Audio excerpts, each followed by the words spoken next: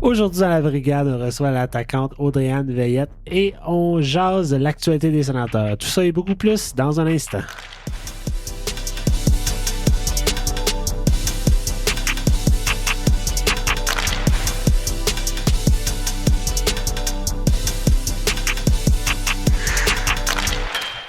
Salut tout le monde, bienvenue à la brigade. Je m'appelle Jean-Philippe Faure en compagnie aujourd'hui de Pascal Villeneuve ainsi que de Stuart Sabourin. Messieurs, comment allez-vous? Ça va comme sur des roulettes, malgré les poumons qui sont dans la boîte. C'est vrai, on a un joueur qui joue blessé ce soir. Exact, ouais. Je vais essayer de pas vous toucher dans les oreilles du mieux que je peux. On appelle ça une grippe d'homme. Fait une vraie, là. Une vraie. Il exagère, c'est ça. Les symptômes, je vous le promets. Non. Messieurs, je vais vous poser ma question de la semaine. C'est Steve Warren sur Twitter qui a soulevé le point. Et je pensais que c'était lui qui nous avait envoyé la question. Il nous écoute religieusement. Peut-être un jour. Un des symptômes à Pascal, oui, le delusional. Je délire. Ouais. Commence à halluciner. Alors, Brady Tkachuk est présentement le deuxième joueur le plus puni de la Ligue avec 100 minutes de punition. Au moment où j'ai rédigé mon contenu de l'épisode, le deuxième capitaine le plus puni de la Ligue après Brady Tkachuk, ce voudrait être Brad Marchand, qui lui se retrouve au 35e rang de la Ligue avec 51 minutes de punition. Brady Tkachuk a donc le double. Est-ce que c'est une statistique qui vous dérange? Écoute, je ne sais pas quel est le ratio de 5 minutes versus 2 minutes là-dedans. J'imagine qu'il monte vite comme ça puis haut comme ça parce que ces punitions, c'est pas toutes des 2 minutes pour accrocher ou quoi que ce soit. C'est des 5 minutes qui s'accumulent assez vite. Donc, la question vraiment, c'est est-ce qu'il se bat trop souvent à la limite, là, tu sais, j'imagine. Puis, je pense qu'on est tous d'accord pour dire que oui, là. Brady, il reculera jamais devant un combat, sauf contre Aberjackay, parce que ça, il a vraiment peur. Il a vraiment peur dans Aberjackay. Évidemment. Fait qu'il ose pas. Mais, puis, il y en a eu un exemple parfait, puis je pense que c'est peut-être de là que vient la question contre les Rangers, où est-ce qu'il s'en va se battre contre un no-name pendant que l'équipe mène 2-0, s'en va sur le banc pendant 5 minutes, puis laisse son équipe se débrouiller pendant ce temps-là. Ouais. Le contre-argument va être, écoute, si l'équipe n'est pas capable de jouer sans Brady pendant 5 minutes, l'équipe s'en va nulle part. Mais Brady, il est dans l'équipe, puis il est un des joueurs, puis s'il est un des joueurs importants, puis le perdre à coup de 5 minutes, dans des moments qui n'ont aucun rapport, là, il n'y a pas besoin. Timmy est capable de recevoir une mise en échec, là. C'est pas grave, là. C'est un grand garçon, là. Fait que oui, pour moi, c'est un problème, puis je veux plus le voir se battre, à moins d'événements exceptionnels, tu sais. Puis contre quelqu'un qui va égaliser un peu le banc des deux bords. Je vais jouer l'avocat du genre, OK? Ouais. Brady Tkachuk, est-ce qu'il se bat trop souvent à mon goût? Je pense que oui. Je pense que tous les fans des Sénateurs sont d'accord pour le dire. Par contre, je pense que c'est une des raisons aussi pourquoi il est extrêmement apprécié de l'équipe, puis pourquoi il peut traîner tout le monde dans la guerre. C'est le fait qu'il va défendre tout le monde, puis il n'aura jamais peur de dropper les gants. Là, je vais faire une comparaison avec Erik Karlsson. Erik Karlsson, c'est un défenseur, un once in a lifetime, c'est un défenseur de génération. Puis, pour toutes ses prouesses offensives, on était capable de pardonner le fait qu'il faisait beaucoup de gaffes dans sa propre zone. Brady Tkachuk, c'est un joueur unique, un joueur à part. Une statistique pour vous, messieurs. Avant le match de ce soir, si Brady Tkachuk effectuait qu'un seul lancer au filet, ce qu'il a réussi ce soir, parce qu'au moment de l'enregistrement, il a compté un but, ça faisait de lui seulement le deuxième joueur dans les 30 dernières années dans la Ligue nationale de hockey à avoir 200 tirs au filet à chacune de ses 6 premières saisons dans la Ligue. Okay. L'autre joueur, Alexander Ovechkin. Fait que j'ai l'impression qu'avec Brady, c'est un spécimen qu'on verra pas avant très, très longtemps. Avec ce qu'il a de faire sur la glace, il faut qu'on prenne il va jeter les gants même quand ça ne tente pas. Ouais. Ça fait partie de son identité, ça fait partie de son ADN. Il est comme ça. Puis après ça, il est quand même capable, lorsqu'il est sur la glace, de la mettre dans le filet. Fait que je pense qu'un peu comme Carlson, où est-ce que tout ce qu'il était à faire offensivement, il fallait qu'on défensivement, on accepte qu'une fois sur 10, il allait faire un mauvais jeu. Avec Brady, c'est le leader, c'est lui qui amène tout le monde au combat. C'est un joueur tellement unique. Je pense qu'il va falloir qu'on accepte que ça fait partie de son identité. Puis il va jeter les gants même quand on n'est pas souvent d'accord. Puis l'exemple que tu as donné, Pascal, justement, contre les Rangers, j'ai pas aimé ça non plus, mais des fois, on va accepter parce que je pense que je vais te challenger, Stu. Quand tu dis que Karlsson Ouais, vas-y. Il faut accepter que son jeu défensif, c'était son talon d'Achille, mettons. Mais la différence, c'est que Carlson, c'est une question de performance sur la glace. Que Chuck, s'il choisit de se battre ou de ne pas se battre, c'est pas une question de performance. C'est juste un choix mené par ses émotions. Moi, je pense que Brady Tkachuk va vieillir, va maturer, puis va être mieux capable d'évaluer quand c'est le temps de se battre, puis quand c'est le temps de laisser faire. C'est là que j'ai un problème en ce moment. Je trouve qu'il pète sa coche trop rapidement. Choisis moins bien ses moments. Ouais. Ben, ça, je suis pas en désaccord avec ce que tu dis, là. Puis même, je pense qu'on avait parlé un peu plus tôt dans la saison parce que je trouvais qu'il laissait ses émotions l'emporter beaucoup trop facilement à mon goût. Puis même des fois, après des... je me souviens plus contre quelle équipe là, vous allez pouvoir m'aider, messieurs, là, où est-ce qu'on était en tir de barrage après la prolongation. Puis il y a un gardien de but. Il a pété les plombs contre le goaler. Je pense que c'était contre les Hurricanes de la Caroline. Il a pété les plombs contre le goaler. Je dis, c'est pas... Des fois, j'ai de la misère avec ça, mais je comprends ton point de vue, JP, je suis pas en désaccord. C'est juste que j'ai l'impression que pour l'instant, il y a 24 ans. Je suis d'accord. Ouais. Puis probablement que ça va s'améliorer avec les années, mais c'est un symptôme de la Ligue nationale, puis c'est au complet aujourd'hui. Là. Ouais. Si tu donnes une grosse mise en échec, faut que tu t'attendes à te battre. Légal, pas légal, on s'en fout. T'as donné une grosse mise en échec. Il faut qu'un sens dans ma tête. Faut que tu te battes. Comme, OK. C'est quoi, c'est plus légal? Non, c'est exact. Non. Ouais. Ça, c'est encore le rah, ego, rah, là. Ben oui puis non, c'était pas de même avant. Tu mangeais ta mise en échec, tu te relevais puis t'allais. Tu retournais au banc à le plier en deux, là. C'est peut-être moi qui parle, que je vais avoir l'air vieux, là. T'es le plus jeune. Il me semble que c'est une vidéo de mes 29 ans. Pascal regarde à terre. Hein? Il me semble que ça, c'était... Non, regardez mon téléphone. Tu te souvenais plus quel âge t'avais? Là. Je voulais retourner voir la vidéo, mais je me rappelle c'est quoi, là. J'ai l'impression de dire que ça a commencé, ça, quand la Ligue nationale, après le premier lockout en 2005. Qu'il y avait plus avec l'arrivée... Plus d'accrochage. C'est ça, ou est-ce que c'est comme... On a eu Crosby en même temps, Malkin, Ovechkin, puis on dirait que c'est comme arrivé un peu en même temps, ce phénomène de tu pourras pas toucher à ma jeune recrue, tu vas devoir payer pour avoir osé plaquer ou frapper une vedette. Puis là, c'est quasiment devenu quelque chose qui est normal, mais là, on remonte à 2005, ça, j'avais 9 ans, 10 ans. Mais ouais, fait que ça, je pense pas que ça a toujours été comme ça. J'ai l'impression que c'est plus arrivé... Ouais, vas-y. Quand Darius Kasparaitis, qui était reconnu pour ses mises en échec destructives, avait frappé là, de l'épaule direct à la tête d'Eric Lindros. Lindros couchait à terre, il est reparti avec des joueurs qui le tenaient pour sortir. Le commentateur a passé 2 minutes à dire « Good, clean hit. That was a clean hit. That was a very nice hit. » Aujourd'hui, même ce joueur-là, il est suspendu. Là. Complètement suspendu. Scott Stevens, c'est mot, il fait partie du temple de la renommée. Aussi, oui. Ça, c'est un nom qu'aujourd'hui, je sais pas, il y en a une couple qui serait douteuse. Exact. Ouais. Mais il apprend son rôle de capitaine en même temps. Oui. Puis jusqu'à maintenant, il n'y avait pas beaucoup de modèles. Là, il y en a quelques-uns et dans la chambre et sur le banc. Mais vite de même, les batailles dans le hockey, vous n'êtes pas au compte? Je te dirais que ça dépend quel type de bataille. Je sais pas exactement, je me souviens plus quel match cette semaine, mais c'est directement mise en jeu dès la première période. Ouais, il y avait des comptes à régler. Là. Puis il y en a eu 2 de suite, je pense. Là. Ouais, des comptes à régler, ça, je ne pas. Là. J'avoue que je trouve juste plus ça idiot plus qu'autre chose. Là. C'est pas vraiment mon genre, mais je trouve que c'est quand même spécial qu'on est le seul sport parce qu'on a le droit de se battre. On est puni, mais c'est tellement de Cro-Magnon. C'est très bizarre. C'est extrêmement étrange. Philippe qui me disait ça parce qu'il met des vidéos sur TikTok, ils montent des reaction vidéos à des joueurs de basket qui regardent des batailles de hockey. Puis là, ils se disent oui, mais arrêtez-là, ils se tournent en rond en se regardant, puis les arbitres les laissent faire. Comme tout le monde sait ce qu'ils vont faire. Arrêtez. Ils comprennent pas, ils sont pas capables de computer. Non. Ouais, exactement. C'est quoi qui se passe. Mais non. Moi, j'ai pas de problème. Mais si on regarde la Ligue féminine, il n'y en a pas de bataille. Puis je trouve pas que ça manque. Ben, tu peux pas vraiment. Je sais pas si c'est à cause des casques. Je pense pas. Tu peux pas vraiment, tu sais. Ben, ça fait mal. Tu peux pas vraiment le battre avec un casque. Les hommes, ils enlèvent leur casque pareil des fois avant de se battre. Ben, je pense que t'as... Ouais, mais si c'est toi qui l'enlèves, t'as une pénalité supplémentaire. Oui. Moi, je pense juste que ça fait pas partie de l'ADN de cette version du sport. Ils ont juste appris à jouer sans, puis que c'est bien correct de même. Ben, Brady s'était jamais battu avant d'arriver dans la Ligue nationale. Non, je suis d'accord, collégiaux, il n'y a pas de bagarre. C'est permis quand tu arrives professionnel. Là. Puis ça, tout le monde le sait. Chez les femmes, ils le font juste pas. Ouais.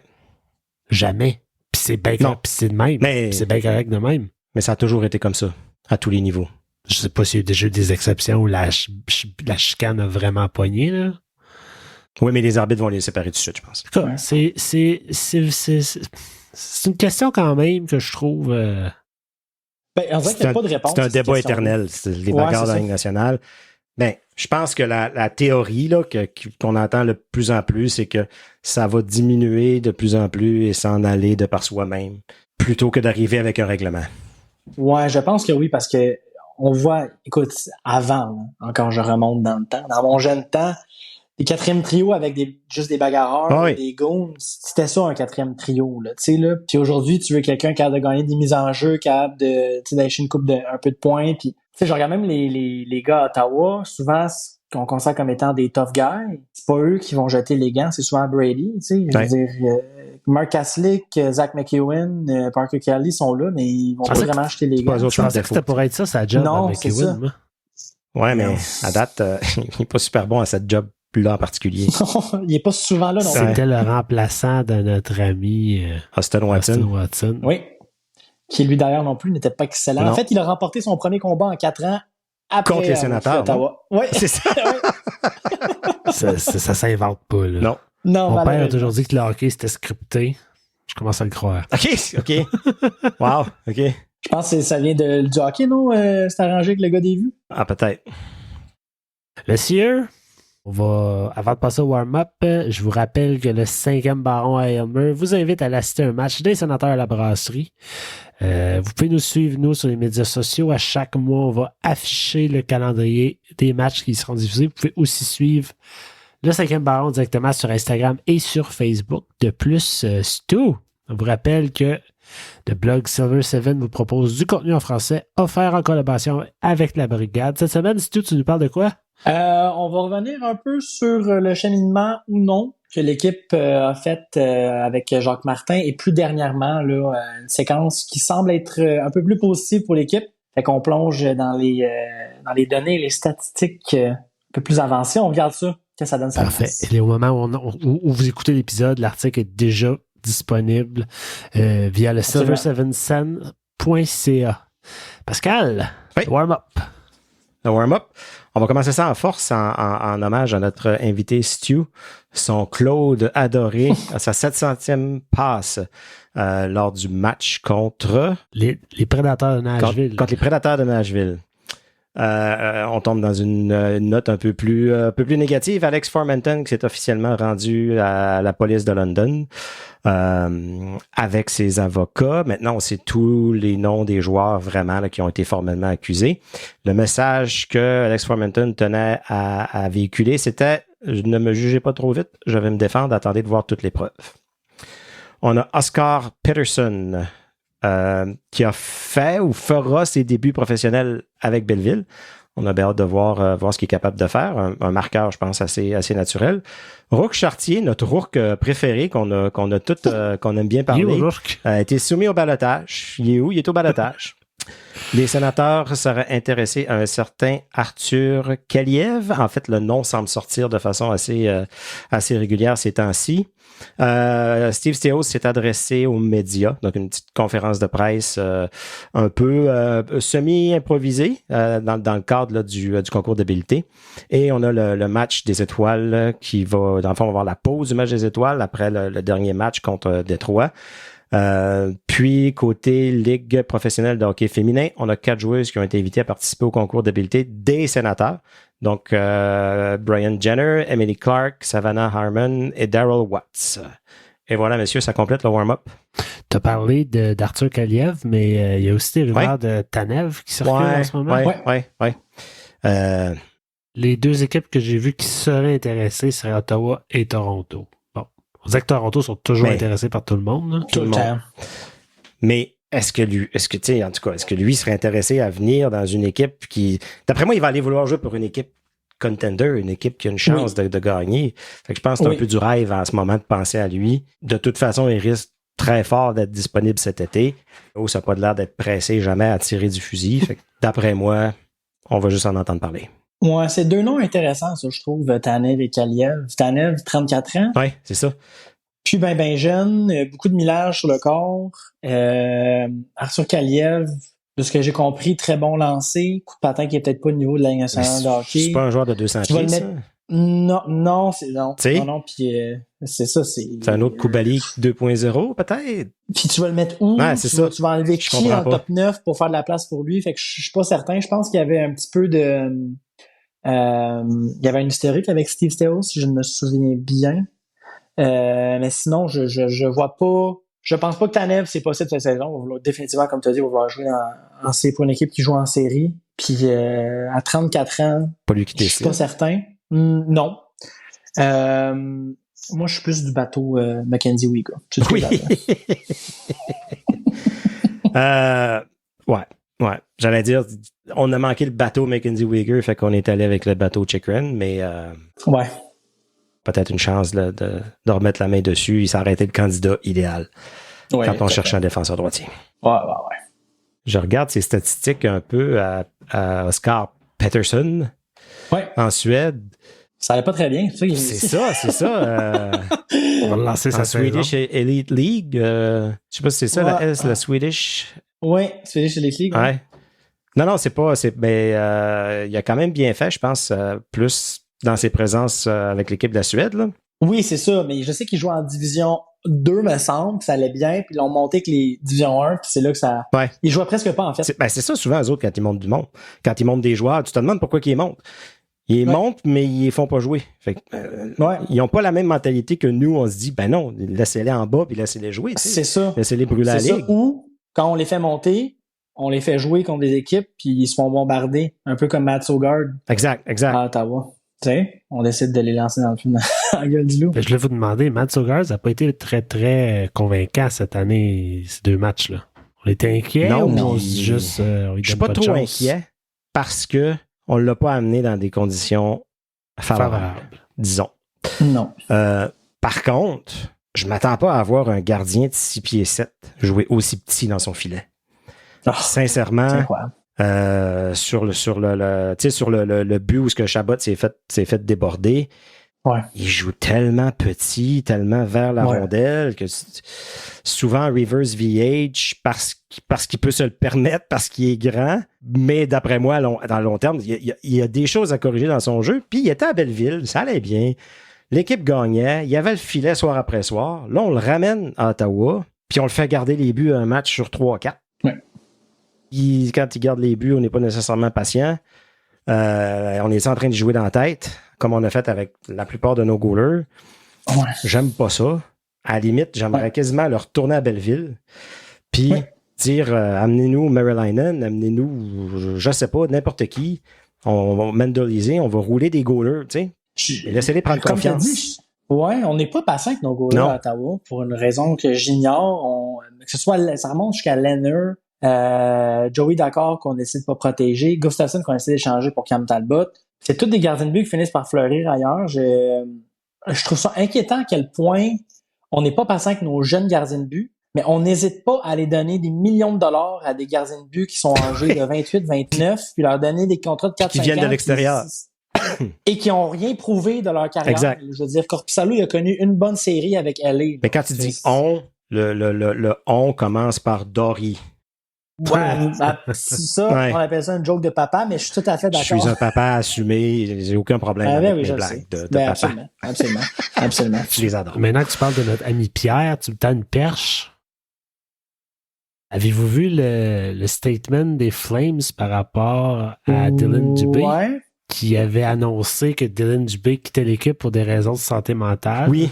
Finalement, c'était pour se rendre à la police. Il y a des gens qui ont avancé sur les médias sociaux. Coudonc, est-ce que Pierre Dorion était le seul GM qui avait les guts de... Ben non, parce que... pas signer son joueur... Mais tous ces joueurs-là étaient signés, non? Il y avait Je pense pas qu'ils ont... Pierre Dorion a eu la chance que ce joueur-là n'était pas signé.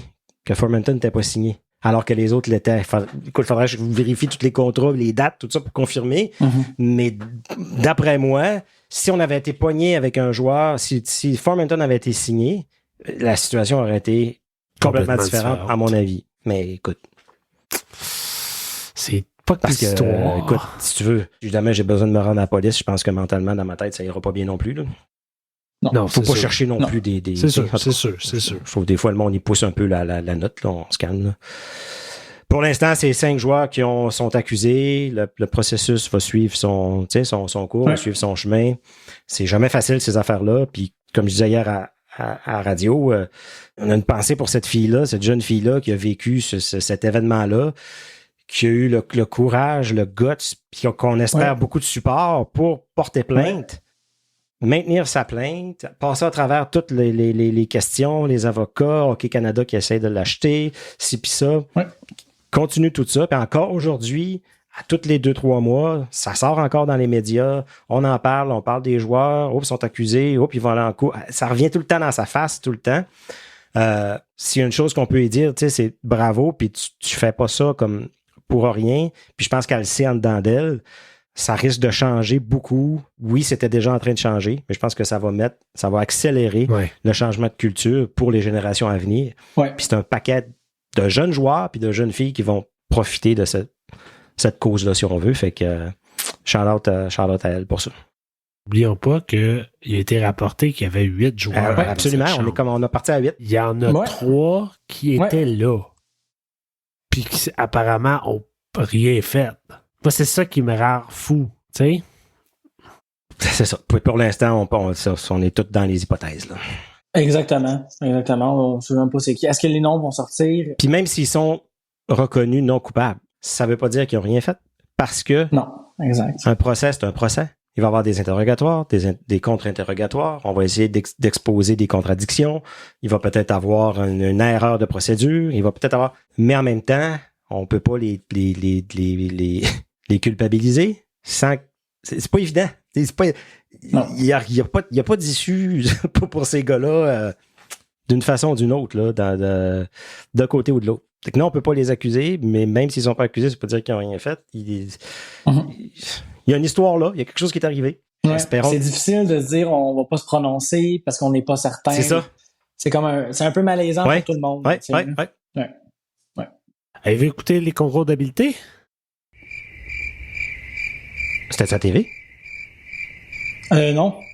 Pascal, si t'as un son de criquet à mettre sur l'épisode, mets-le à ce moment-là. Vos deux faces, je voulais tout dire. Non, j'avais mieux à faire. J'ai probablement fixé la peinture chez nous sécher ses murs en place de regarder ça. Non, mais la grosse controverse de la fin de semaine, là, faut que quelqu'un m'explique comment Josh Norris est sorti avec le tour de glace le plus rapide. Là.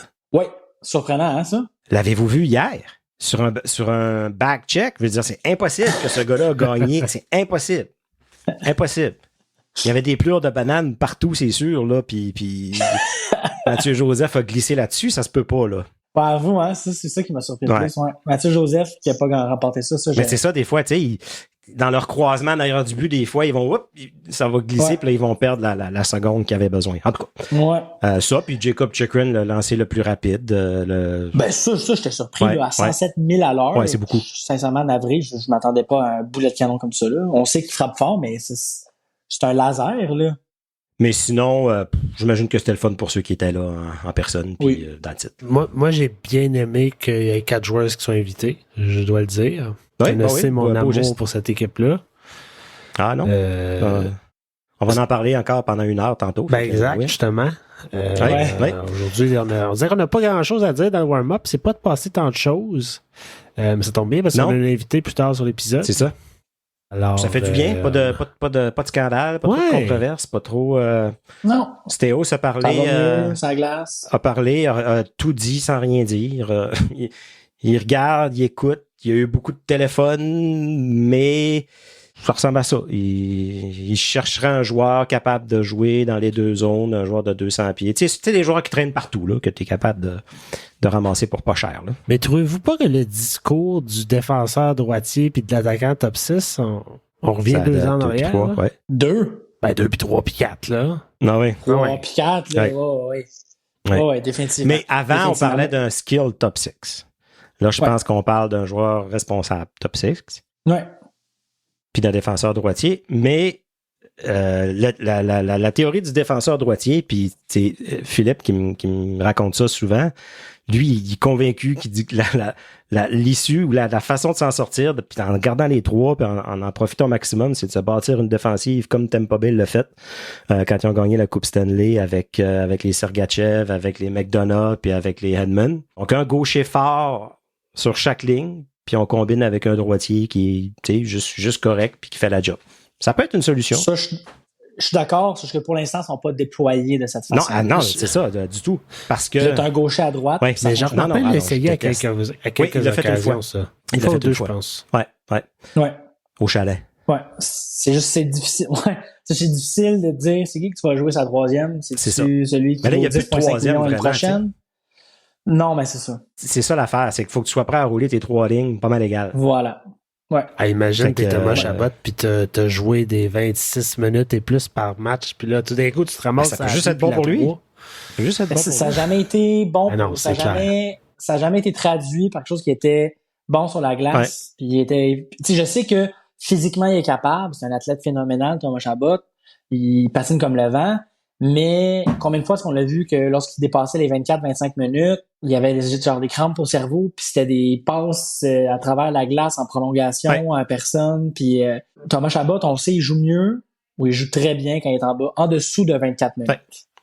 D'ailleurs, Thomas Chabot qui marque dernièrement, là, qui fait des points à n'en plus finir de ce temps-ci. Belle passe, le match contre Détroit, ça donne bien. Il n'y aura pas eu de nouveau match avant qu'on sorte l'épisode parce que c'est la pause du match des étoiles. Mais pendant qu'on enregistre, on a vu la passe de Thomas Chabot en prolongation à Shane Pinto.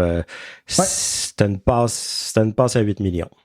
On n'a pas dit ça souvent cette année. Mais là, on peut le dire. On n'a pas dit ça souvent depuis 2 ans. Non. Oui. Exact. Alors, elle est à son deuxième passage avec nous. Elle est venue nous jaser un peu plus tôt cette saison. Audrey-Anne Veillette est avec nous. Audrey-Anne, salut, ça va?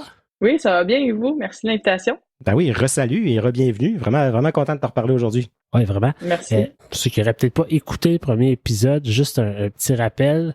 Tu as joué pour les Carabins de l'Université de Montréal.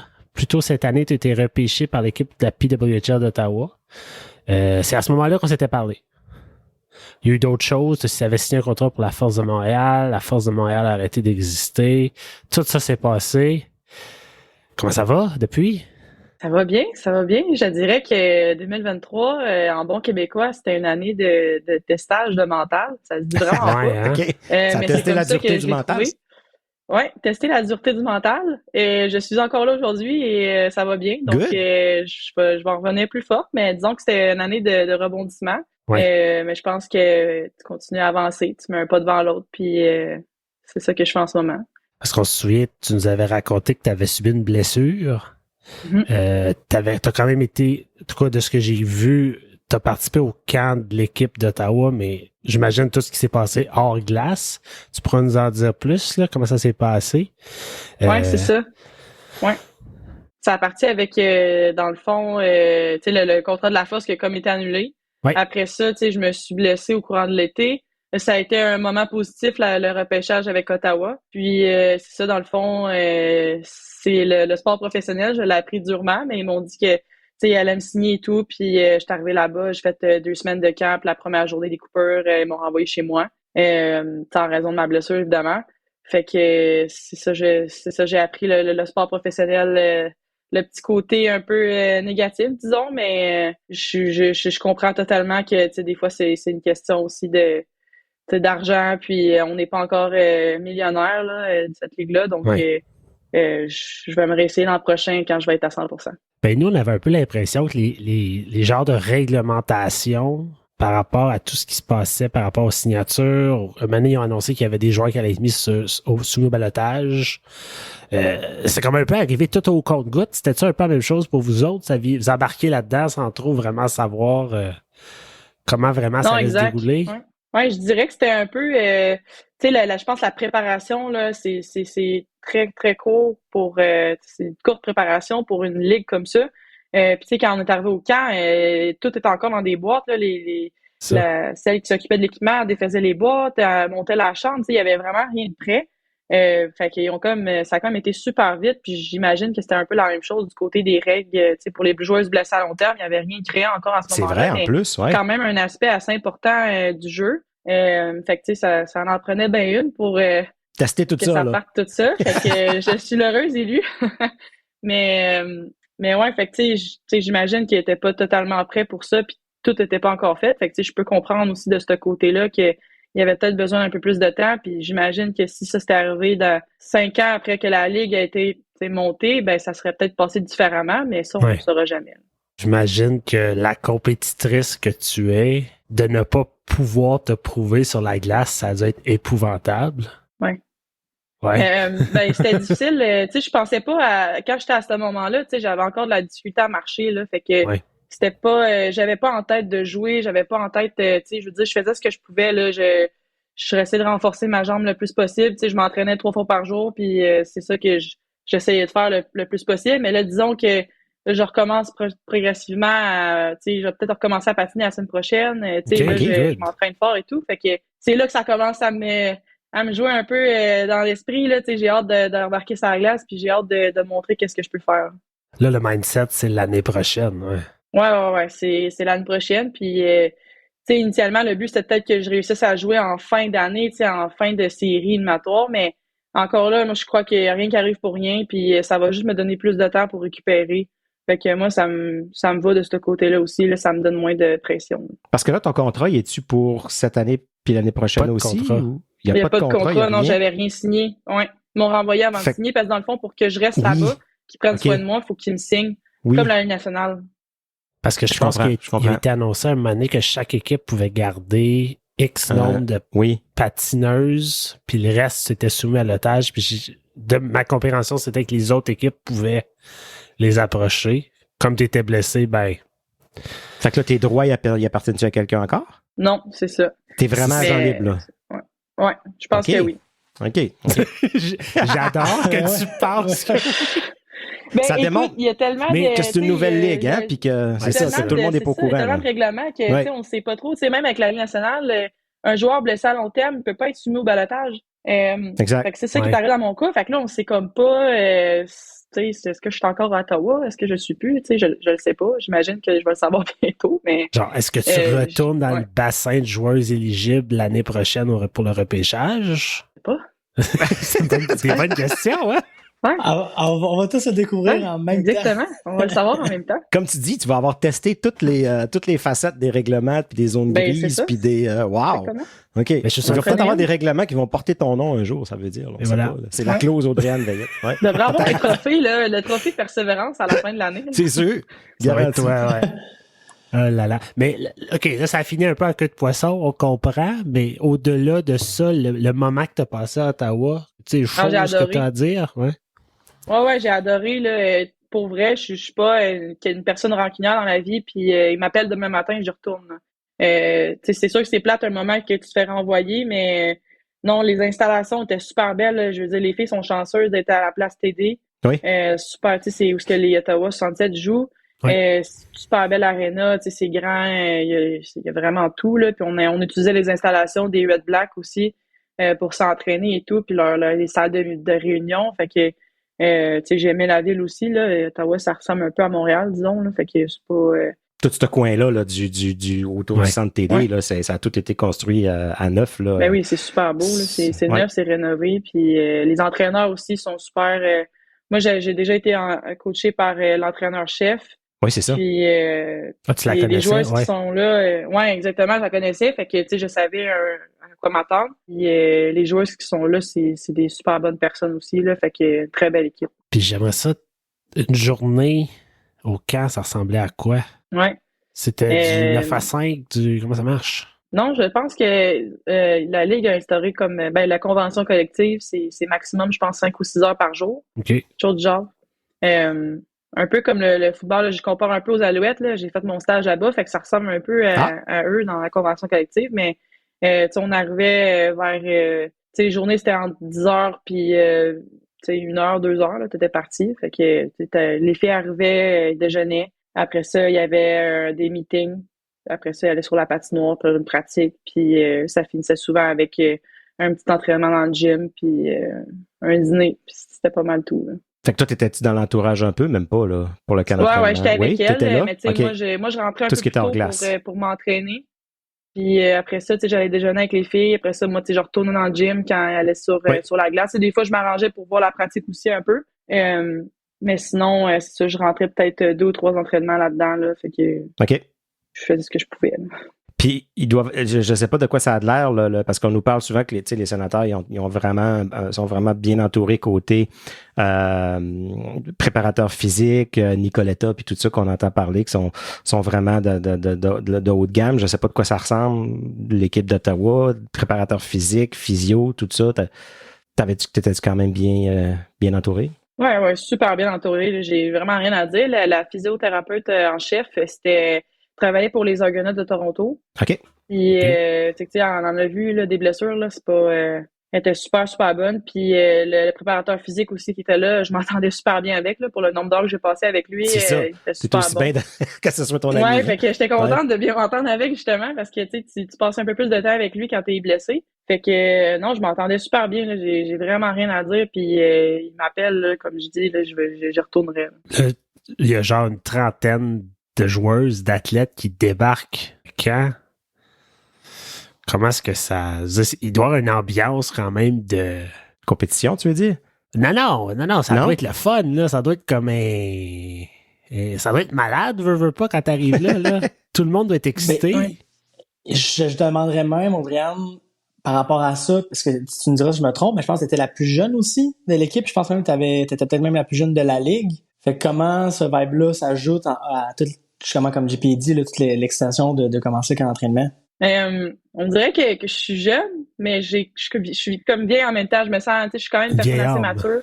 Ouais, puis j'ai vécu beaucoup de choses dans la vie au hockey, j'ai vécu beaucoup de tournois, j'ai quand même beaucoup de vécu, fait que je pense que ça l'a aidé à forger un peu la personne que je suis. Puis si je pensais pas que j'allais être prête pour cette ligue-là, ben j'aurais pas fait le move de jouer dans cette ligue-là. Puis je pense que j'ai entendu un peu d'autres histoires dans les autres équipes. Là. Je pense que Ottawa, les entraîneurs voulaient pas non plus mettre c'est sûr qu'il va y avoir de la compétition, puis ça va être difficile de faire sa place, mais les entraîneurs voulaient aussi qu'on ait du plaisir. Fait que dès le premier jour, là, la première pratique, là, c'était pas des 1 contre 1, des batailles et tout. Là, je pense qu'ils ont joué toute la pratique. Là. Ils ont joué à des jeux. Puis, du collectif. C'était du 3 contre 3. Puis c'était juste pour toucher aux rondelles puis se remettre dedans, un peu comme on dit. Apprendre à se connaître aussi. Là. Ouais. Fait que pour enlever aussi le stress, pour que.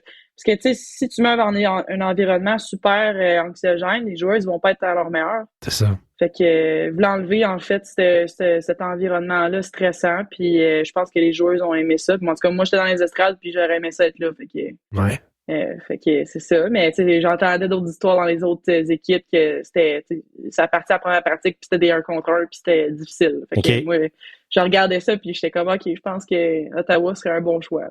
Ouais. Puis, à quel point tu dirais que dans ces 30-là, est-ce que tout semblait ouvert pour tout le monde versus l'équipe avait déjà de l'air de pas mal être décidée, puis il y avait peut-être 1 ou 2 spots à combler? Ben, je pense que tu le sais, là, un peu en tant que joueuse, quand tu arrives dans un camp d'entraînement, c'est où tu te situes. Oui. Évidemment, il y avait quand même quelques joueuses de signer aussi avant d'arriver au camp. Là. Il y avait les trois vedettes, disons, là, qui ont été signées. Puis, au cours entre le repêchage puis l'entraînement, je pense aussi qu'il y avait d'autres joueuses de signer. Fait que, je pense que tu savais en tant qu'attaquante qu'il restait probablement, un spot sur la 3e ligne, quelques spots sur la 4, puis la réserve. OK. Fait que tu le sais, je pense, en arrivant dans le camp, où c'est que tu te situes. Puis, après ça, tu peux juste monter, là, dans le sens que si tu commences l'année sur la 4e ligne, ben, tu peux avoir une chance de monter plus haut. Mais je pense que quand tu arrives sur un camp d'entraînement, tu es réaliste, puis tu sais aussi pourquoi tu te bats, là, pour quelle place tu te bats. Je suis comme sous l'impression que la différence entre les joueurs sur la 1 et les joueurs sur la 4 est moins flagrante que la différence chez les hommes, mettons. C'est juste dans ma tête? C'est ce que je sais pas. Moi, je connais quand même beaucoup les joueuses, puis je pense que ça dépend des équipes, mais il y a quand même une bonne différence, là, je pense, en termes d'habileté puis de vision de jeu. Fait que moi, je dirais qu'il y a quand même une bonne différence. Probablement que ça dépend des équipes. Justement, je pense que Ottawa a quand même pas une énorme différence entre la première ligne et la 4e ligne. On réussit à trouver des joueuses assez équilibrées. Ouais. Mais tu sais, j'ai d'autres équipes probablement qui ont des super gros noms sur la première ligne, puis tu sais, sa 4e ligne, t'es connais moins un petit peu, là. Fait que je vois ça comme ça. Je suis d'accord avec Audrey-Anne. Je pense que la formation d'Ottawa est beaucoup plus équilibrée que, mettons, si tu regardes à Montréal, parce qu'on sait que les 2 premières lignes, c'est très loadé, mais à Ottawa, c'est beaucoup plus équilibré. Ouais, c'est ça, c'est un très bon point. Puis, tu sais, Laudrian, tu parles que, justement, tu connais les joueuses et tout, puis ça me fait penser, je pense que Ottawa, aujourd'hui, a signé Emma Buckles. Ouais, je sais pas si tu la connais. Ouais, j'ai joué avec elle à Team Canada. OK. Est-ce que tu regardes nous en parler un petit peu? Parce que moi, c'est un nom que je ne connaissais pas. C'est pas une chose que je connais. Fait que si t'es capable de nous en glisser comme un Scouting report. Ouais. Ben écoute, là, ça fait longtemps que je l'ai pas vu jouer non plus, là, mais j'ai joué avec elle, c'est une défenseur, puis assez tranquille là, comme personne. Là, c'est une fille assez silencieuse, mais je pense qu'elle était une bonne joueuse défensive. Là. C'était pas une joueuse super offensive dans le temps que j'ai joué, puis on avait 17 ans, là, fait que c'est clairement qu'elle a probablement changé un petit peu, là, mais ouais, je pense que c'était une super bonne joueuse, puis j'avais rien à dire, c'était une bonne joueuse. Cool. OK. T'as parlé de Carla McLeod tantôt, l'entraîneur. Elle me donne de ce qu'on voit d'elle en conférence de presse ou avec les journalistes, ça a l'air de quelqu'un de vraiment coloré. Il n'y a pas qui va lâcher des petits commentaires, qui va vraiment être le fun à collaborer avec. Je me trompe-tu ou je... Non. Elle est super plaisante, honnêtement. Tu sais, elle est capable d'être sérieuse, puis de... Tu sais, quand tu manques d'espace d'affilée, puis ça va pas bien, elle va te le dire, là, évidemment. Mais non, c'est une super bonne entraîneuse, puis...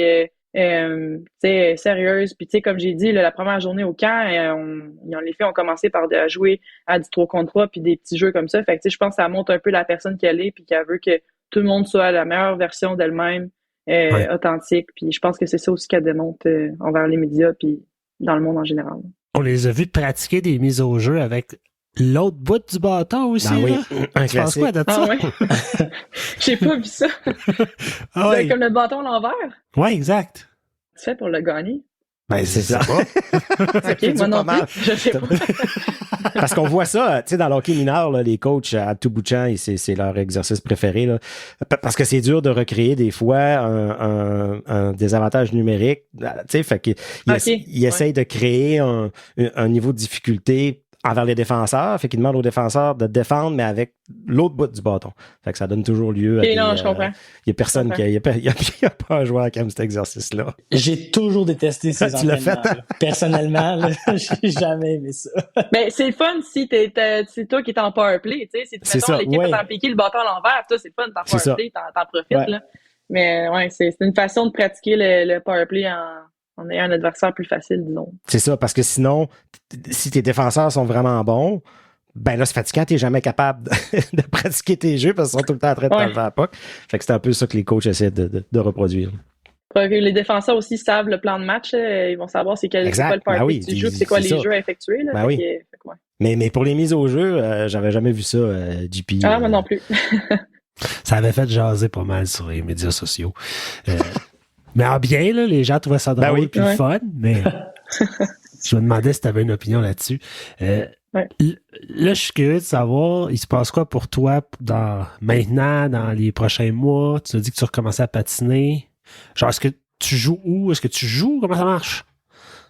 En ce moment, je m'entraîne, je travaille en même temps. Fait que, tu sais, je travaille dans un gym, puis j'entraîne des gens, je gère des cartes de hockey aussi. Fait que dans ton domaine. J'aurais pu, tu sais, je suis retournée chez mes parents, puis j'adore mes parents de tout cœur, je vais les remercier pour tout, mais je voulais vraiment pas rester là pendant 8 mois, puis juste m'entraîner. Tu sais, je voulais trouver des moyens de continuer à apprendre, continuer à évoluer. Tu sais, je pouvais pas m'entraîner puis de faire tout ce que je pouvais en tant que joueuse de hockey, mais je voulais évoluer en tant que kinésiologue puis de continuer à apprendre. Fait que j'ai déménagé à Montréal, puis j'ai recommencé à travailler avec les gens que je travaille avec, ma clientèle. Fait que ça, j'aime ça. Puis en ce moment, dans le gym, tu sais, je publie quelques petites vidéos ici et là de moi qui m'entraîne, mais tu sais, je recommence à avoir les mêmes pas qu'avant, sinon mieux. Fait que ça, je suis vraiment contente aussi de ce côté-là. Puis je recommence à patiner bientôt aussi, là. Fait que ça commence, je commence à voir la lumière au bout du tunnel. Là. Parce que ça fait combien de temps que t'as pas patiné? 7 mois. Ouais, c'est ça. Pour une joueuse de hockey, ça va être l'enfer. Ouais, puis tu sais, je suis aussi une personne qui, tu sais, je mange du hockey, là, je vais avoir une pratique, un entraînement, puis je vais arriver le soir chez nous, puis je vais écouter le Canadien de Montréal. Fait que, tu sais, il y en a beaucoup qui me disaient, ça va te faire du bien de changer de monde, ça va te faire du bien d'aller travailler puis faire autre chose, puis j'étais comme, non, je comprends pas, là. Non, ça me manque, puis tu sais, j'ai hâte, là, ouais. vu que tu es à Montréal, est-ce que tu suis l'équipe de Montréal un peu plus que celle d'Ottawa ou tu as quand même un petit côté attachement quelconque, amour-haine avec Ottawa? Ben, c'est sûr que Montréal m'appelle demain matin, c'est sûr que je serais super contente aussi. Mais à la base, je veux juste jouer pour une équipe. Fait que n'importe où, je vais être contente. Mais je pense que je suis plus mes amis que des équipes. Là, okay. Ottawa, Brian Jenner puis Emily Clark ont tellement été gentils avec moi quand que je me suis fait renvoyer chez moi que je veux suivre comment qu'elles vont. Puis j'ai des amis aussi dans les autres équipes. Fait que je pense que je suis plus mes amis que je suis des équipes. Là. Ah, c'est intéressant. Puis est-ce que tu trouves à date que qu'est-ce que tu penses de, je veux pas dire le produit que la Ligue offre, mettons, si je dis ça comme ça? De ton point de vue à toi, qui est une joueuse de haut calibre, qui peut justement évaluer un peu plus que probablement nous, là? Ouais. Ben, je pense que ça fonctionne bien, là. J'habite à côté de la Place Belle, puis je suis allée voir le match en fin de semaine, puis honnêtement, c'est super le fun. Là. Ils savent comment mettre une belle ambiance, puis c'est aussi le fun que d'aller voir le Rocket. Là. Il y avait le même nombre de personnes au match qu'au Rocket, puis honnêtement, c'est le même un peu partout. Là. Je pense que Montréal a toujours c'est toujours un peu plus spécial, là, dans le sens que l'auditorium de Verdun, c'est 3500 environ. Quand c'est plein, ça fait une ambiance assez différente que, disons, mettons, quand t'es 15 000 personnes dans un Centre Bell, que c'est pas plein. Mais tu vois ailleurs, là, ça bat des records, les gens sont là. Je pense que l'engouement est là, puis ça a l'air de bien fonctionner, honnêtement. Une question qu'on s'était posée, c'est comment toi, de ton point de vue, tu verrais l'évolution, la prochaine étape de cette ligue-là? Est-ce que tu penses est-ce qu'on ajoute une équipe, on ajoute plusieurs équipes? Ce serait quoi la logique, selon toi? Ou on reste là aussi longtemps qu'on est capable de tirer le maximum de ces 6 équipes-là? Là? On avait même discuté, est-ce qu'on rajoute 6 autres équipes, puis on fait une conférence Ouest, conférence Est? Oui. Ben, je pense que 6 équipes, c'est beaucoup là, pour acheter en partant. Je pense que ça coûte... tu sais, je suis pas dans le monde de la business puis d'évaluer le marché et tout, mais tu sais, je pense que ça serait bien d'avoir une équipe ou 2 de plus. Ça peut permettre à plus de joueuses de jouer aussi. Mais tu sais, honnêtement, j'ai pas vraiment pensé à ça. Puis je sais pas c'est quoi l'investissement d'avoir une nouvelle équipe. Est-ce qu'ils ont l'argent pour le faire? Est-ce que faut que ce soit un endroit stratégique aussi? Est-ce que la LNH peut embarquer? Tu sais, s'il y avait une équipe, disons, à Québec, est-ce que ça fonctionnerait? Est-ce que faudrait que ce soit aux États-Unis? Tu sais, je sais pas comment que de ce point de vue-là, mais tu sais, en tant que joueuse, moi j'aimerais ça qu'il y ait plus d'équipes. Le plus possible, oui. Qu'une équipe à Québec, ça se ferait-tu selon vous? Je sais pas, parce qu'il y a Montréal aussi. Mais ouais. Je sais pas, j'ai sorti Québec comme ça, mais tu sais, je sais, une équipe mais moi, je pense que c'est une bonne idée. Tu sais, je sais pas, parce que tu sais, il y a Montréal qui est proche aussi, mais je pense qu'aux États-Unis aussi, ont des gros marchés, là, tu sais, comme Pittsburgh, ça serait, ou Chicago, tu sais, je sais pas, là, je pense que ça serait quand même quelque chose de gros à avoir là. Parce que je suis un peu surpris que Buffalo ait pas son équipe, parce que Buffalo avait une équipe quand même depuis longtemps, là. Mais je pense que c'était pas beaucoup de monde au match, là, de ce que je voyais dans les images. Quand la Force jouait, là, je regardais leur match, je me disais, OK, il n'y a pas beaucoup de monde dans les stades. C'était pas un si gros marché que ça. Ouais, j'ai vraiment aucune idée, fait que c'est peut-être d'autres villes qui sont prêts à accueillir. Tu allais dire quelque chose? Ouais, j'allais juste dire que j'avais pas pensé au prospect d'avoir Montréal-Québec dans la... Tu veux créer des rivalités. Je sais pas si ça fonctionnerait parce que les gens de Québec doivent descendre à Montréal pour voir les matchs. Là, ça se fait super bien là, en voiture, en train. Fait que je pense pas que ça remplirait 2 arénas, mais en même temps, j'ai vraiment aucune idée.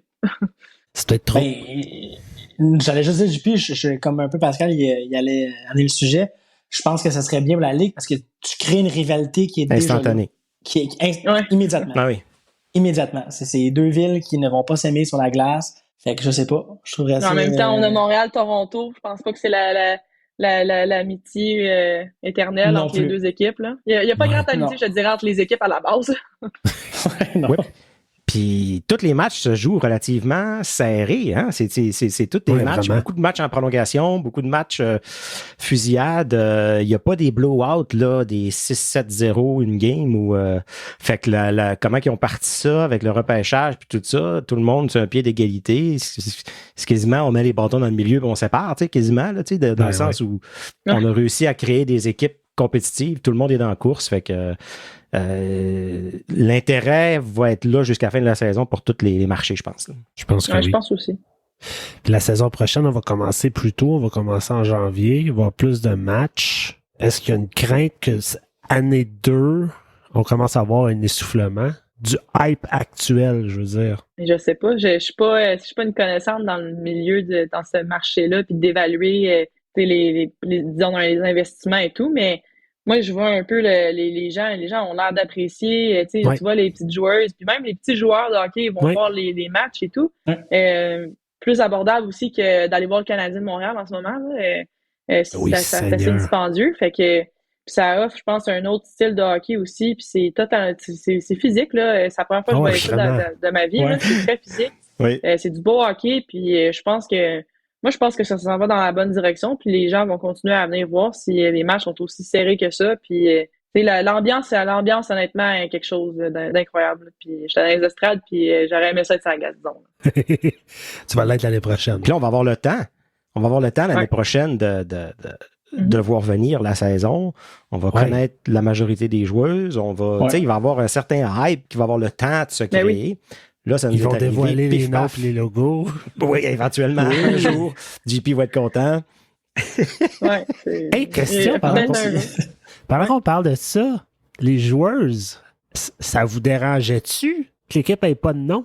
Pour vrai. C'est secondaire. Ça jasait-tu? C'était juste une affaire de chialeux sur les médias sociaux, cette affaire-là? Oui, je sais pas. Tu sais, j'étais pas totalement avec les filles non plus. Tu sais, j'ai été 2 semaines là, puis j'étais pas vraiment dans la chambre avec elles. Tu sais, faisais pas partie des conversations probablement qui ont jasé de ça, mais je pense que ça dérangeait pas. Puis un peu comme toutes les filles qui sont dans la ligue présentement, on voulait juste jouer. Là, c'est ça. Oui, c'est ça. D'être payé pour le faire en plus, on s'est entendu que c'est vraiment le fun. Là, fait que, appelez-nous ce que vous voulez. On va jouer ça. Dans le fond, là, je pense que c'est juste moi, JP, qui sont chialeux puis qui voulaient des noms puis des logos. C'est ça. Je pense que c'est le fun pour les partisans qui viennent puis achètent un chandail. Puis tu vois, c'est le fun là, d'avoir un chandail avec le nom de l'équipe et tout.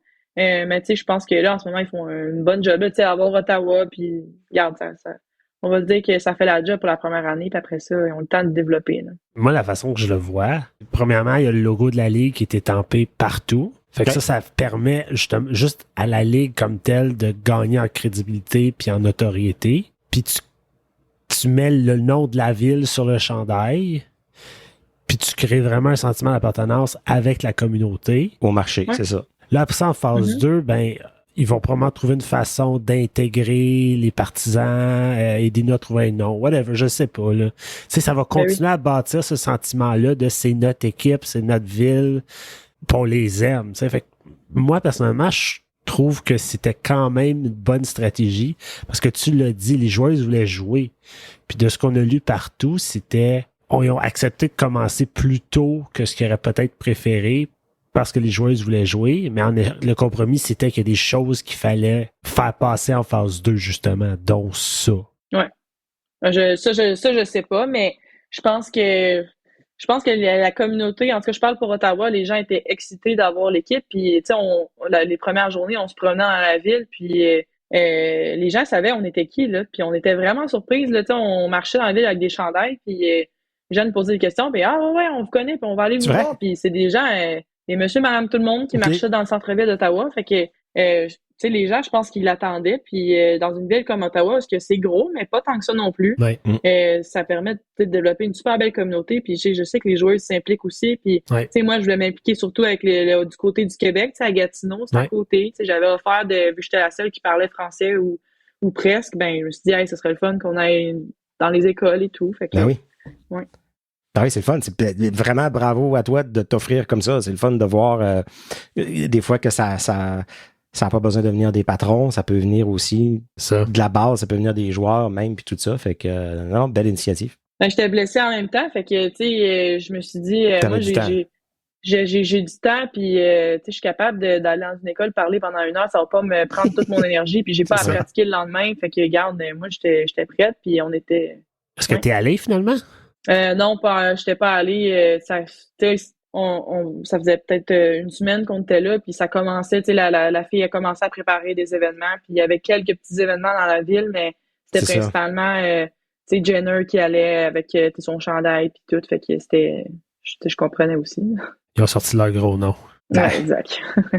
Je rebondis sur ce que tu dis. La région d'Ottawa-Gatineau, c'est une région qui est extrêmement bizarre. Et si tu viens pas de la région d'Ottawa-Gatineau, je pense pas que tu peux vraiment comprendre la réalité sociale. En termes de langue, tu parles? Le français-anglais?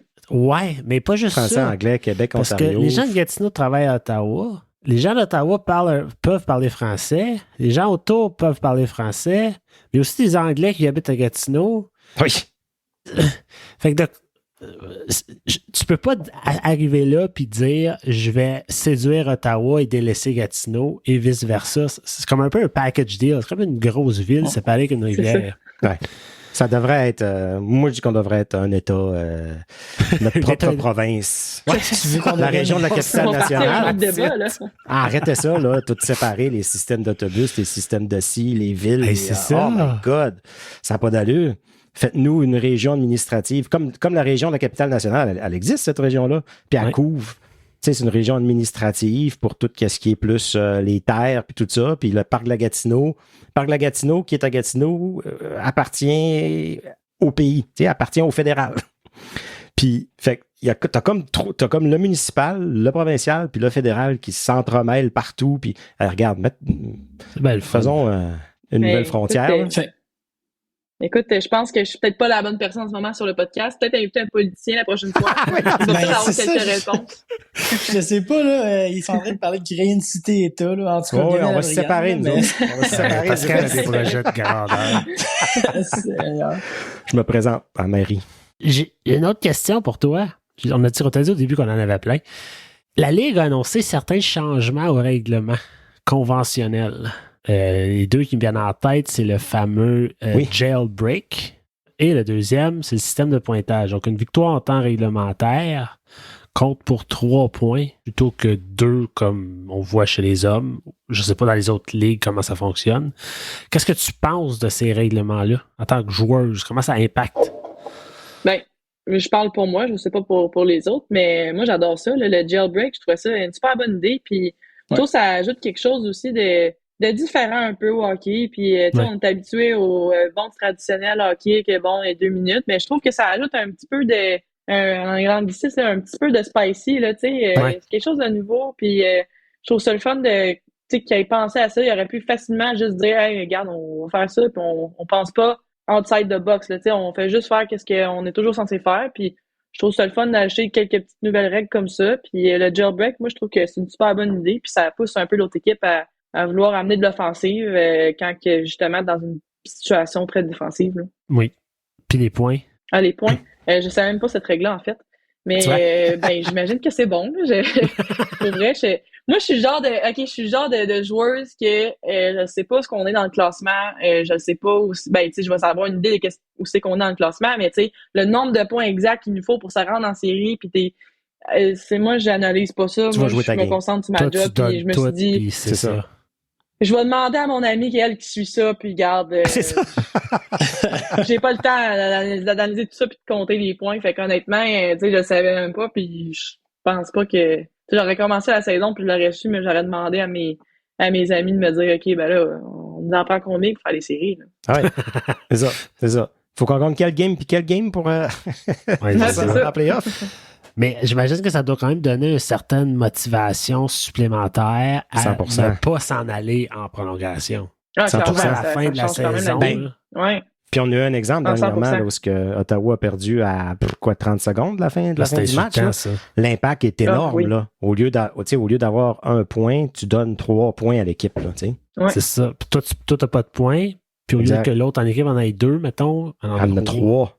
L'écart, c'est énorme. Ça, exact. Je pense que le but, c'est de donner une motivation de finir la game en temps réglementaire. Mais en même temps, si le pointage est serré à la fin de la game, est-ce que tu prends vraiment une chance? Si le pointage est égal, je pense que tu prends encore moins de chance qu'avant, je pense. Mm-hmm. Oui, probablement. Parce que l'enjeu est trop gros. Là. L'enjeu, c'est 3 points. Non, je ne sais pas si ça atteint son objectif ou si ça fait le contraire. Tandis que si l'équipe qui perd par un but a peut-être encore plus intérêt à aller égaliser, mais tu as déjà intérêt à égaliser parce que sinon, même résultat, tu as 0 point. En tout cas, ça va être long avant d'être capable d'étudier l'impact que ça peut avoir. J'ai comme l'impression que vers la fin de la saison, quand tu vas vraiment prendre conscience de OK, ça nous prend tant de points pour se qualifier. Là, ça va peut-être être plus. Peut-être. Là, il faut la perdre, il faut la gagner, puis il faut la gagner en temps réglementaire. Ouais. Mais étant donné que la Ligue a déjà une parité en partant, ils s'attendaient probablement à des matchs serrés, beaucoup de matchs en prolongation. Ça fait que toutes les équipes ont une équipe a de la misère à se démarquer des autres dans ce temps-là. C'est ça. Avec les points coco qu'on appelle. Tandis qu'avec ce système-là, tu vas être, malgré tous les matchs serrés, je pense que tu vas être capable de peut-être mieux faire un classement, permettre à des équipes qui sont vraiment une coche au-dessus de se séparer du lot. Peut-être. C'est ma théorie. On en avait déjà un petit peu parlé, puis je pense que c'était ça, c'est que ça crée presque une fausse parité dans la Ligue nationale de hockey. Présentement, oui. Parce que, tu sais, alors que c'est pas le cas du tout, là, puis tu permets à certaines équipes de se démarquer. Moi, dans ma tête, quand la Ligue a annoncé ça, pour moi, c'est la façon logique de procéder. Ça devrait être comme ça aussi dans la Ligue nationale de hockey, là, selon moi. Là. Fait que c'est la façon de procéder. Puis, tu sais, tantôt, on parlait d'Ottawa, lors d'un match qui ont perdu à la toute fin. Je pense que le premier cas de jailbreak contre une équipe, c'était malheureusement contre Ottawa. Ah ouais, les gars. T'as-tu? Ouais. Je pensais que c'était Emma Maltais à Toronto, moi. Ouais, je pense aussi. Stu, fais tes devoirs. Stu, check tes sauces. Attendez-moi, je regarde ça à l'instant. Fake news. Ignorez-moi. C'est bon. Une autre question qui est revenue souvent dans les médias, c'est la fameuse cage. Il y a beaucoup de monsieur qui disaient si c'est des pros, pourquoi est-ce qu'ils portent pas des petites visières? Ah, Simonac, porte-moi pas là-dessus, excuse. Moi, là, honnêtement, là, si tu veux mon avis, je garde ma grille pour le restant de mes jours. J'espère. Parce que je fais pas encore 3 millions par année pour remplacer mes belles dents. Même là. Puis, honnêtement, je pense que ça ajoute un peu de... Je sais pas, là, tu vas dans le coin puis t'as pas peur de recevoir un bâton. Puis, tu sais, des ice sticks, là, il y en a tellement dans la LNH que je trouve que c'est une perte de temps. OK, ben là, il y a un autre 4 minutes, puis là, fait que, c'est ça, comme je dis, je pense qu'on fait pas encore des millions pour se payer un nouveau dentier. Fait que moi, c'est plus ça mon petit point de vue. J'aime mes dents, puis j'aimerais les garder. C'est clair. Outre, excuse, j'allais juste dire, outre de perdre un ice stick, quoi que ce soit, il y a des coups de patin qui arrivent très rapidement aussi. Puis ça peut, je veux dire, tout arrive de la glace rapide, vers ta dangereux, face. Tout à fait, pour pas porter de viseur. Tu sais, un slap shot dans la mâchoire, là, c'est... Non. En passé. Non, moi, les gars, les joueurs de la Ligue nationale, il y aurait tout un full face. Si c'était juste de moi, mais, gars, c'est ça. Ouais. C'est tellement logique, on dirait. Le contraire, complètement. Des fois, les c'est comme si on disait aux joueurs de football, hey, enlevez votre grille, qu'est-ce que vous faites là? T'sais? Dis ça aux joueurs de football. C'est la même affaire, là. C'est la même affaire. Ça va être très, très difficile à changer. Voyons donc. Mais c'est ça. C'est un...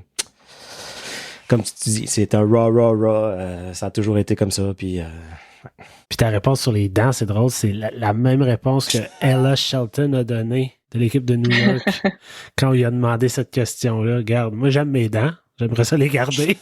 Oui, c'est la même affaire. Mais c'est ça, là, recevoir un coup de bâton ou un slap shot directement dans les dents, là, ça coûte une coupe de 1000. Puis si je faisais 3 millions, peut-être, là, tu sais, capable de t'en payer un nouveau même dentier, là. mais là... Même à ça. Tu sais, non, c'est ça. Éric Bélanger, ça y est arrivé, là. Il s'était tout fait péter les dents. Il s'est tout fait refaire avec des ponts, des sérieux coûté, je pense, 20 000 $.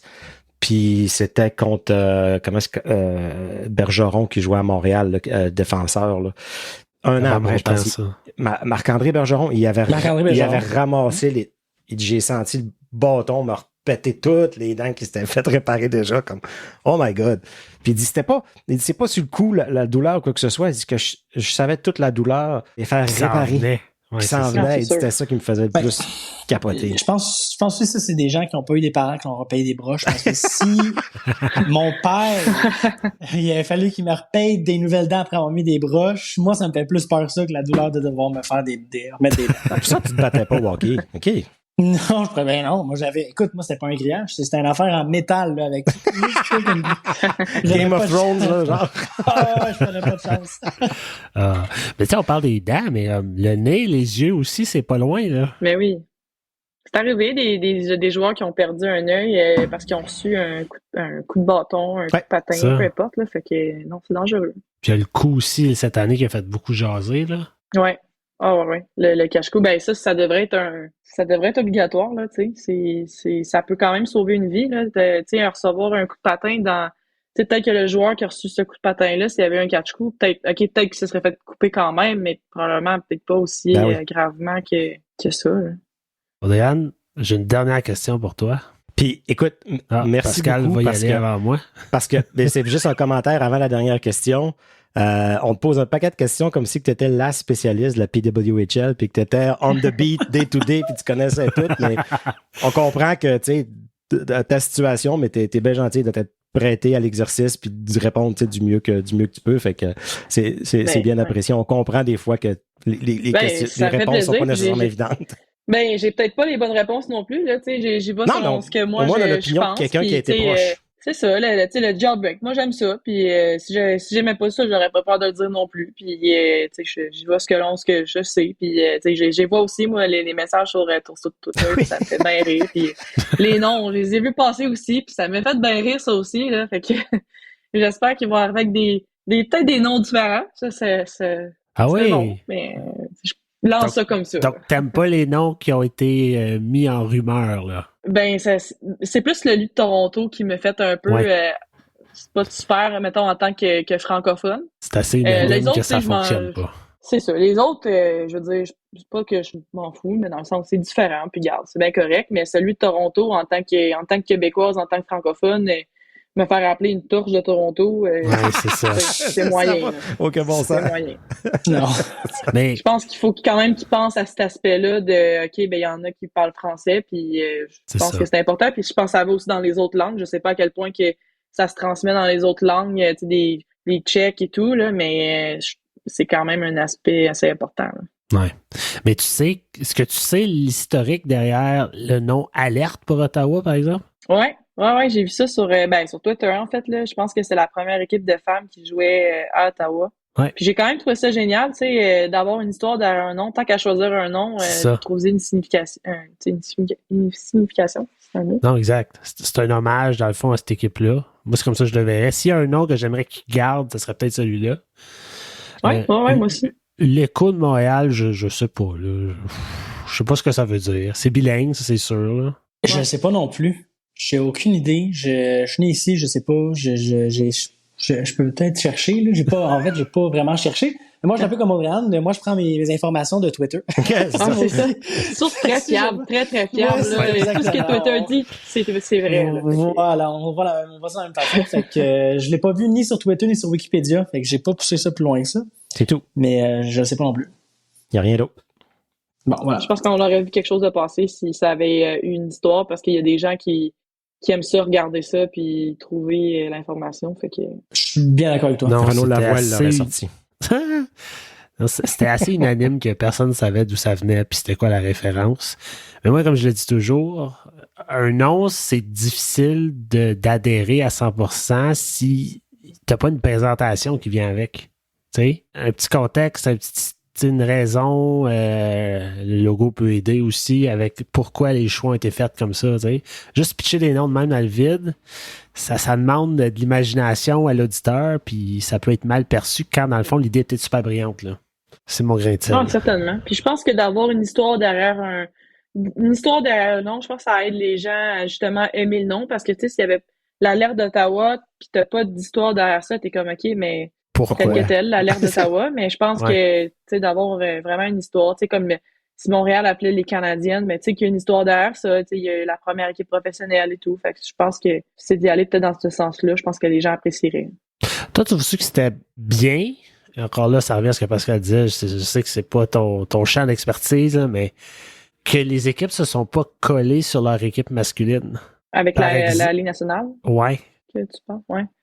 Ouais, je sais pas. Je connais pas le monde des négociations. Je pense que ce serait quand même... je pense que ce serait une belle chose que les équipes s'affilient, selon moi. Parce oui, que, 100%. En termes d'argent, c'est sûr que ça peut aider, mais en termes aussi de je sais pas, de complicité. Peut-être que des fois, les joueurs pourraient s'aider entre eux autres. Je sais pas si on était fini avec le Rocket de Laval ou le Canadien de Montréal. T'as peut-être des petites questions. Des fois, te faire aider par Nick Suzuki, ça peut être. Oui, 100%. Mais ce que je veux dire, c'est les Canadiennes, quand les Canadiennes existaient, dans ma tête à moi, c'était trop pareil comme les Canadiens. Ça permettait pas à l'équipe d'avoir sa propre identité puis de bâtir sa propre histoire, son propre héritage. C'était juste comme la version féminine des Canadiens. Oui, c'est vrai. On dirait que ça me fatiguait un petit peu. C'est une belle façon de voir les choses. Y penser, c'est une bonne idée. Ah ouais. Puis la force était complètement différente. Là. On était ailleurs, on n'avait même pas les mêmes couleurs. Non, c'est ça. Puis je trouvais quand même ça aussi particulier. La force, je trouvais ça le fun que justement ce soit différent. Puis ils ont réussi de faire un excellent travail. En fait, là, je me souviens, cet été, on allait dans des cafés à Montréal, à Verdun ou dans Hochelaga, Maisonneuve, puis les gens savaient on était qui là, avec un chandail de la Force de Montréal. Fait que je pense que ça avait très, très bien fonctionné à Montréal. Puis j'ai trouvé ça une bonne idée, de faire un peu changement puis d'avoir son propre nom qui était français puis anglais aussi. Ouais. Le chandail noir qui dit PWHL Ottawa, toi, tu l'as-tu? Oui. C'est comme la première affaire qu'ils nous ont montrée. Ouais. Tu l'as? Ouais, je l'ai avec un chandail, un t-shirt aussi de sport puis des shorts. Bon, pas pire. C'est ça. Ouais, mais c'est ça. Je me promène pas avec dans la rue. J'ai pas joué pour l'équipe. Je vais peut-être dire dans 10 ans, si je joue dans la ligue, OK, j'ai fait partie du premier repêchage, mais j'ai pas joué pour Ottawa. Je vais le porter si je joue pour Ottawa. Comme je porte le chandail des Carabins quand je sors de chez moi, mais j'ai pas encore joué un match, fait que non, je vais pas dans des cafés à Montréal avec le chandail. Les shorts, ils n'ont pas de poche pour mettre un contrat. C'est juste ça qu'ils sont mal faits. Ouais, c'est ça. Il faut que j'ajoute des poches. Là. Mais pour vrai, je voulais te dire, par exemple, puis quand on s'est écrit pour organiser l'enregistrement, tu m'as dit, ben oui, ça va me faire plaisir de venir, mais je fais plus partie de l'équipe d'Ottawa. Ben, je m'excuse, mais t'aurais été une des joueuses repêchées dans la première année de la Ligue pour Ottawa. Fait en quelque part, de mon point de vue à moi, tu vas toujours un petit peu faire partie de l'équipe d'Ottawa. Du moins dans le Wikipédia d'Ottawa. On va s'assurer qu'il est là. Ouais. Peu importe ce qu'il arrive là. C'est quand même un moment historique, veux pas, là. Non, c'est sûr. Puis j'aurais aimé ça voir qu'est-ce que j'aurais pu faire aussi, en étant à 100%. J'aurais vraiment aimé ça voir qu'est-ce que j'aurais pu accomplir. J'ai fini l'année passée ma dernière saison sur une excellente note. Là. Je veux dire, j'ai la plus belle saison de ma vie. Fait que j'aurais aimé ça voir ce que j'aurais pu donner, mais je pense que c'est juste partie remise. Puis peu importe si c'est Ottawa l'année prochaine ou une autre équipe, ben je vais être contente de jouer. Puis ça va me faire plaisir aussi de revenir sur le podcast à la Brigade, même si c'est pour Ottawa. Yes! Et je dois dire qu'il n'y a personne présentement dans l'alignement d'Ottawa qui porte le numéro 20. Je le sais. J'étais contente. J'étais comme, hey, je pourrais peut-être en revenir puis avoir mon numéro. Et voilà. Ça, elle sait. Ça, elle a checké. J'ai vu ça. Je check rien, là, mais je regarde les numéros. Audrey-Anne, un gros merci pour vrai d'être venue nous revoir. Merci à vous. Je sais que c'est pas toujours facile, mais j'ai vraiment hâte de voir comment ça va se dérouler pour toi l'année prochaine. Puis on va continuer à te suivre. Oui, sur Twitter. C'est gentil. Continue à avancer, c'est ça l'important. Et voilà. Good. Merci beaucoup. De notre côté, on vous invite tous à consulter labrigadepodcast.ca pour ne rien manquer. Vous pouvez aussi vous abonner à La Brigade via votre application préférée de diffusion de podcasts ou nous suivre sur Twitter, Instagram ou sur Facebook. Pascal, on peut bien sûr continuer à t'entendre à tous les mardis dans le local sportif en compagnie de Marc Legault sur les ondes du 104.7 Outaouais. Messieurs, en terminant, le mot de la fin. Messieurs, dames, tout le monde. 200 pieds. 200 pieds. Ça, j'aime ça. Ça, j'aime ça. Et voilà. 200-foot player. Et voilà. Puis si vous avez aimé ça, la plus belle chose que vous pouvez faire pour nous rendre service, c'est d'en parler à quelqu'un. Vous leur dites, hey, j'ai écouté un podcast, La Brigade, excellent, écoute ça. C'est ce qui nous rend le plus service. C'est La Brigade, c'est une communauté. C'est votre brigade. Plus qu'on grandit, plus gros que la communauté va être, plus qu'on va en profiter tout le monde ensemble. Et voilà, donc La Brigade, le seul podcast qui traite des sénateurs et du hockey dans la région d'Ottawa-Gatineau en français. Merci tout le monde, à la semaine prochaine. Moi, là, c'est ça à la fin.